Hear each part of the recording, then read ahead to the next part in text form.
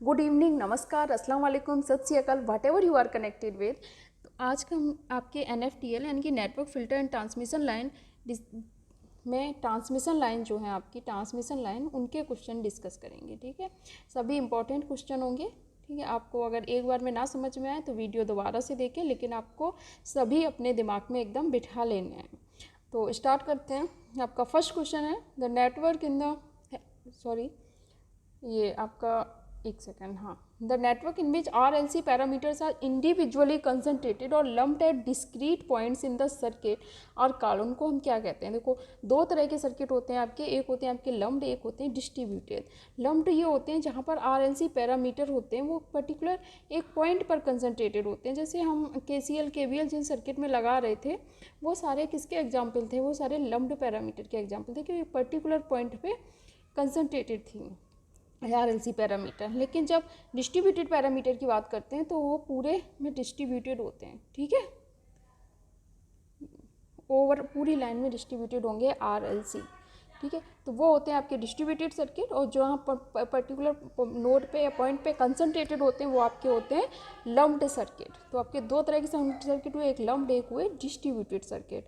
तो अब इसमें आपसे क्या पूछा है, इंडिविजुअली कंसनट्रेटेड, जहाँ कंसनट्रेटेड होंगे वो कौन से होंगे, लम्प्ड। जहाँ सभी में डिस्ट्रीब्यूट होंगे वो आपके कौन से होंगे, डिस्ट्रीब्यूटेड पैरामीटर। ठीक है, तो देखते हैं नेक्स्ट क्वेश्चन। नेक्स्ट क्वेश्चन में the lines having RLC distributed along the circuit. अब दोनों RLC क्या है, डिस्ट्रीब्यूटेड, उसमें RLC क्या थे, कंसनट्रेटेड। जब कंसनट्रेटेड होंगे तो लम्प्ड होगा, और जब डिस्ट्रीब्यूटेड होंगे तो डिस्ट्रीब्यूटेड सर्किट होगा। ठीक है, तो चलते हैं नेक्स्ट क्वेश्चन की तरफ। ठीक है, आपका थर्ड क्वेश्चन है which primary parameters is uniformly distributed along the length of the conductor. ठीक है, इनमें से कौन से प्राइमरी पैरामीटर हैं जो कंडक्टर की लेंथ के पर अक्रॉस डिस्ट्रीब्यूटेड होते हैं। ठीक है, तो इससे पहले कि आप लोग ये जानो कि कौन से पैरामीटर हैं, हम आपको प्राइमरी पैरामीटर और सेकेंडरी पैरामीटर बताते हैं ट्रांसमिशन लाइन के कि कौन से होते हैं। तो जो प्राइमरी पैरामीटर होते हैं ट्रांसमिशन लाइन के वो होते हैं आपके, यहाँ रखो, R L G और C, यानी कि ये G C R L और R।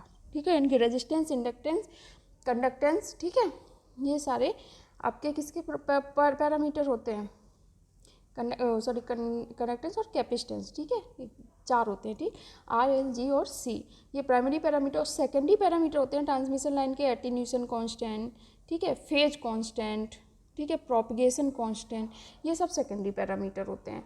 तो अब आपसे इसमें पूछा गया कि कौन सा प्राइमरी, ये सारे प्राइमरी पैरामीटर है, अब इनमें से कौन सा प्राइमरी पैरामीटर है जो यूनिफॉर्मली डिस्ट्रीब्यूटेड होता है along the length of the conductor, तो वो होता है आपका रेजिस्टेंस। ठीक है, जो आपका रेजिस्टेंस है हम कई बार बता चुके हैं किस पे डिपेंड करता है, आपके लेंथ और एरिया पे, ये यूनिफॉर्मली डिस्ट्रीब्यूटेड होता है। इसका डी ऑप्शन बिल्कुल सही हो जाएगा। चलते हैं नेक्स्ट क्वेश्चन की तरफ। The primary parameter that is associated with the magnetic flux linkage, इनमें से अब कौन सा प्राइमरी पैरामीटर है जो मैग्नेटिक फ्लक्स लिंकेज से एसोसिएटेड। अब आपको पहले बता जो प्राइमरी पैरामीटर चारों है, R L G और C। अब मैग्नेटिक फ्लक्स लिंकेज, जैसे कोई कंडक्टर है, ठीक है, जब आप उसमें करंट पास करते हो, ठीक, तो उसमें क्या होता है, इसकी एक्सिस के अक्रॉस एक मैग्नेटिक फ्लक्स डेवलप हो जाता है। ठीक, तो ये मैग्नेटिक फ्लक्स जो पर यूनिट टर्न हम इसको ये भी बोलते हैं क्या, इंडक्टेंस। तो इसका बी ऑप्शन बिल्कुल सही हो जाएगा।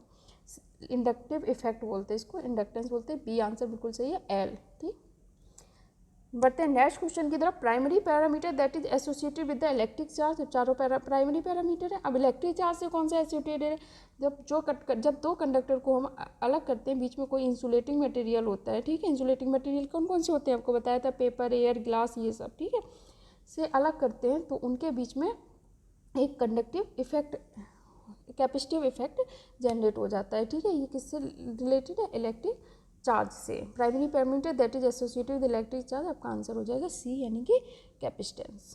नेक्स्ट क्वेश्चन है आपका the leakage current in the transmission line is refer to as. जब लीकेज करंट जो होता है वो कंडक्टर के बीच में होता है, किसके, कंडक्टर के बीच में, तो इसको हम क्या बोलते हैं, कंडक्टेंस। इसका सी ऑप्शन बिल्कुल सही हो जाएगा। चलते हैं नेक्स्ट क्वेश्चन की तरफ, और ये आपका एक इम्पॉर्टेंट क्वेश्चन है, पूछा जा सकता है एग्जाम में। Find the characteristic impedance expression in term of inductance और कैपेसिटेंस, यानी कि जो ट्रांसमिशन लाइन है उसकी जो कैरेक्टरिस्टिक इम्पीडेंस होती है, जैसे Z0 से डिनोट करते हैं, उसका एक्सप्रेशन क्या होता है, फॉर्मूला क्या होता है, इंडक्टेंस यानी कि L और कैपेसिटेंस यानी कि C के टर्म में। तो Z0 इक्वल टू होता है √L/C, ठीक, इसलिए आपका C ऑप्शन बिल्कुल सही हो जाएगा। चलते हैं नेक्स्ट क्वेश्चन की तरफ। When a transmission line had a load impedance same as that of characteristic impedance, ठीक है, जब भी लोड इम्पीडेंस यानी कि जो ट्रांसमिशन लाइन की लोड इम्पीडेंस हमने ZL से डिनोट किया है और कैरेक्टरिस्टिक इम्पीडेंस क्या होती है Z0, जब ये दोनों इक्वल हैं तो हम लाइन को क्या बोलते हैं, तो हम लाइन को बोलते हैं मैच्ड लाइन, ठीक है।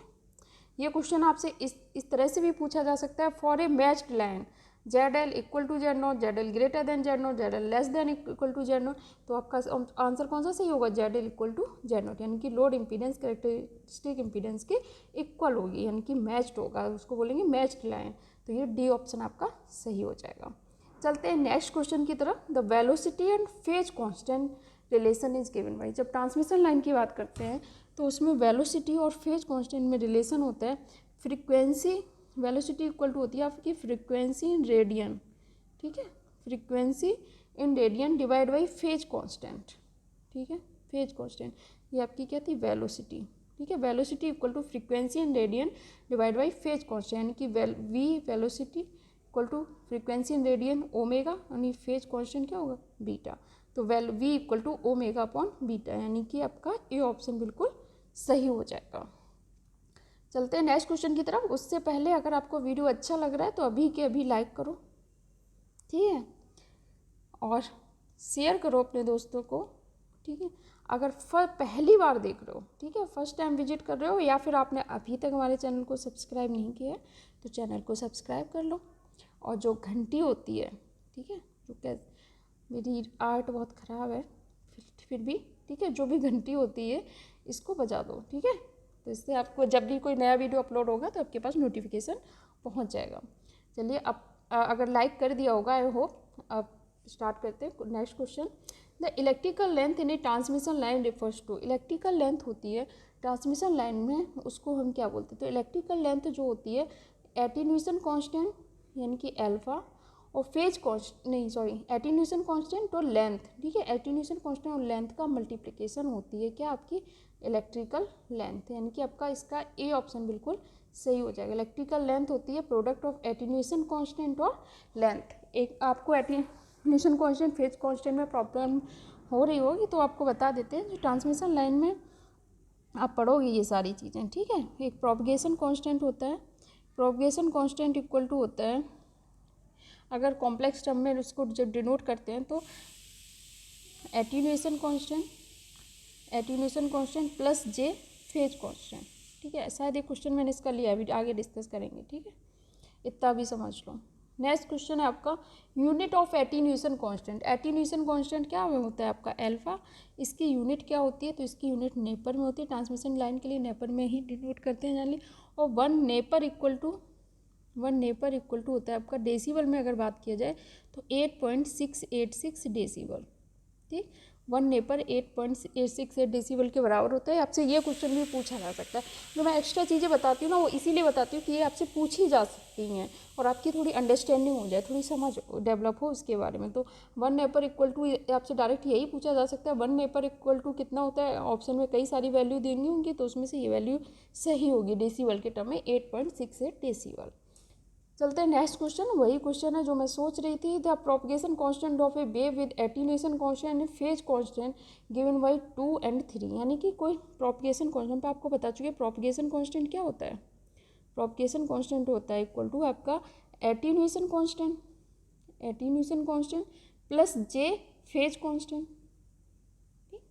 तो एटीन्यूएशन कांस्टेंट आपका इसमें कितना दिया, एटीन्यूएशन कांस्टेंट आपका 2 दिया है, प्लस जे फेज कांस्टेंट कितना दिया आपका 3, ठीक है। तो प्रोपगेशन कांस्टेंट को गामा से डिनोट करते हैं, तो प्रोपगेशन कांस्टेंट आपका कितना हो जाएगा 2 + J3, यानी कि आपका सी ऑप्शन बिल्कुल सही हो जाएगा, ठीक। प्रोपगेशन कांस्टेंट इक्वल टू हम ऐसे लिखते हैं, ठीक है। अगर ये एक जनरल बात करें, propagation constant gamma equal to होता है अल्फा प्लस जे बीटा। अब यहाँ पे गामा प्रोपगेशन कांस्टेंट है, अल्फा एटीन्यूएशन कांस्टेंट और beta phase constant. Attenuation constant की वैल्यू 2 है तो यहाँ पे 2 रख दी, बीटा फेज कांस्टेंट वैल्यू 3 है तो 3 रख दी, 2 + 3 जैसी आंसर सही हो गया आपका। चलते हैं नेक्स्ट क्वेश्चन की तरफ। आज क्वेश्चन थोड़े ज़्यादा हो गए हैं, लेकिन आप लोग परेशान ना हो, अच्छे क्वेश्चन है, एग्जाम में आ सकते हैं। थोड़ा 2 मिनट ज़्यादा पढ़ लोगे कोई दिक्कत नहीं है, ठीक। Identify the secondary parameter from the options given below. इनमें से सेकेंडरी पैरामीटर आपको फाइंड करने हैं। आपको हम पहले ही बता चुके हैं प्राइमरी पैरामीटर कौन कौन से आपके आर, एल, जी और सी, और सेकेंडरी हमने आपको बताए थे कौन कौन से होते हैं आपके एटीन्यूएशन कांस्टेंट, फेज कांस्टेंट, ठीक है, और प्रोपगेशन कांस्टेंट। ये सब आपके सेकेंडरी पैरामीटर होते हैं, ठीक है। तो इसमें से देख लो, रेजिस्टेंस प्राइमरी है, कंडक्टेंस प्राइमरी है, ठीक है, फेज कांस्टेंट आपका कैसा हो गया सेकेंडरी, और कैपेसिटेंस प्राइमरी। आर, एल, जी, सी तो ये ध्यान ही रख लो प्राइमरी है, उसके बाद वाले देख लिया करो सेकेंडरी, ठीक। तो सी ऑप्शन आपका इसका बिल्कुल सही हो गया। अब आप लोगों में सभी लोगों को मुझे ये कमेंट करना है कि आपको वीडियो कैसा लगा। अगर अभी तक आपने हम लोग अपने कॉलेज का नाम नहीं बताया तो अपने कॉलेज का नाम, अपना नाम, ठीक है, ब्रांच कमेंट बॉक्स में करेंगे सभी लोग, ठीक है। आपको मिलते हैं हम नेक्स्ट वीडियो में और भी अच्छे क्वेश्चंस के साथ। आपकी प्रिपरेशन को बूस्ट अप करने के लिए आप लोग पढ़ते रहिए, आपकी किसी भी कीमत में बैक नहीं आनी चाहिए, ठीक। बने रहिए हमारे साथ, जुड़े रहिए। मिलते हैं नेक्स्ट वीडियो में। Thank you.